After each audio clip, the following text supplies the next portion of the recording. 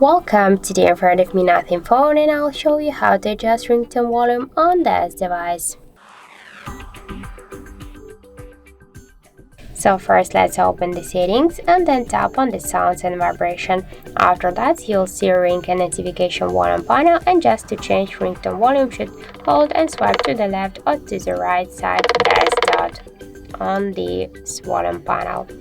Also, you can make it by the second way. Just press up or down volume button and then click here on these three dots, and by the same way just hold and swipe to the left or to the right side. There's dot with your finger, and then just tap to down to save the changes, and that's it.